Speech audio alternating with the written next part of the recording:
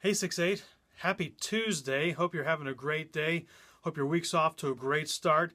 And I just want to give you another tip for how to look at this passage and apply it to our life. Today we're looking at my identity in Christ. And I didn't know if you know this about me, but I love Mountain Dew. I know you're not supposed to like Mountain Dew, but did you know that I love Mountain Dew? In fact, I would say that Mountain Dew is probably my favorite drink. And in fact, I love talking about Mountain Dew, and I love just anytime I get a chance to drink it, if someone brings me Mountain Dew, that's probably my favorite soda. Not diet.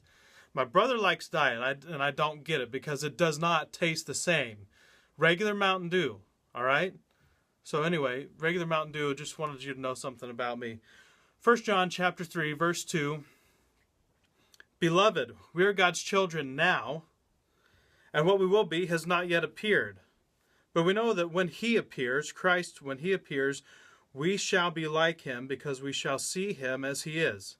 Everyone who thus hopes in him purifies himself as he is pure. Everyone who makes a practice of sinning also practices lawlessness. Sin is lawlessness. You know that he appeared in order to take away sins, and in him there is no sin. No one who abides in him keeps on sinning. No one who keeps on sinning has either seen him or known him. Little children, let no one deceive you. Whoever practices righteousness is righteous, just as he is righteous. Whoever makes a practice of sinning is of the devil, for the devil has been sinning from the beginning. The reason the Son of God appeared was to destroy the works of the devil. No one born of God makes a practice of sinning, for God's seed abides in him, and he cannot keep on sinning because he has been born of God. By this it is evident who are the children of God and who are the children of the devil. Whoever does not practice righteousness is not of God, nor is the one who does not love his brother.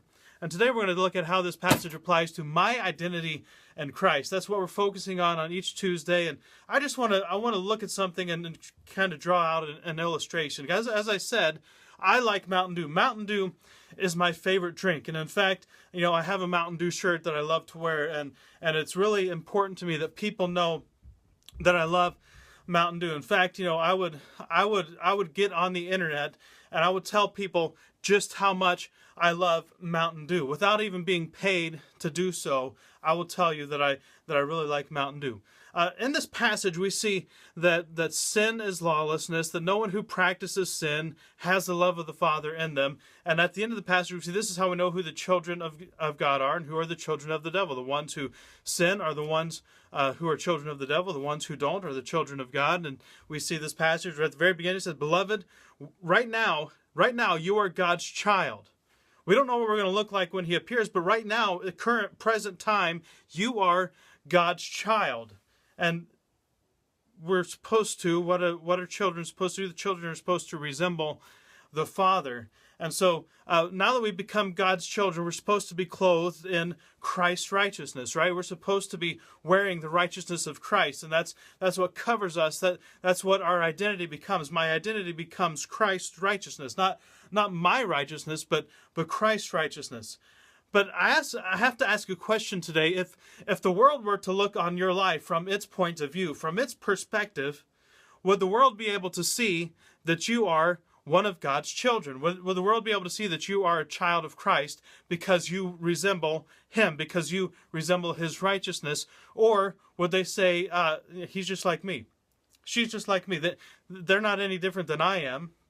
What makes them so special? Why do they get to say that they're God's child and I'm not? Because they're not living a life that's any different than the life that I'm living. What would be the answer? What if the world was looking on you from the outside? What would they say? And the reason I'm making all this hubbub about Mountain Dew is because I'm wearing a Dr. Pepper shirt. I don't know if you noticed that, but my shirt says Dr. Pepper. I can say all that I want about loving Mountain Dew, but I'm still wearing the Dr. Pepper shirt. I can tell you that I would prefer Mountain Dew over Dr. Pepper. That when it comes to kind of really what I like the best, it's Mountain Dew. But I'm wearing a Dr. Pepper shirt, so it doesn't come across as authentic or real because I'm telling you with my voice that I love Mountain Dew. But what you see on me, what you see me clothed in, is Dr. Pepper. And the question we have to ask ourselves is, what identity does the world see? Does the world see the Mountain Dew in us, or does the world see the Dr. Pepper in us? Does the world see that we say we like one thing, but our lives indicate another? Does the world see that we act in entirely different ways than the words that we profess? Are we really God's child if that's the case? And I think John would argue, no, we're not. We're not living like God's child. If we want to be God's child, we need to clothe ourselves in his righteousness, and the inside has to match the outside. My intentions have to match my actions. It's not enough to just profess righteousness. I actually have to practice righteousness. So what are we practicing today? What is it that we're practicing? So you may want to just ask some of your friends, some of your coworkers, some of your family, how do you perceive me? Do you see any inconsistencies? That might be too bold of a question. But maybe just by noticing who you attract, who the people are naturally attracted to you when you're outside of the church, who are they and what is their lifestyle? What is their point of view? What is it that who is their father? If their father would be the devil, sin, don't go telling them that. That's not going to bode well for you. But if that's what it is, then maybe that should say to us that our identity that we're professing is different from the identity that we're living out. Our practice is different than our profession.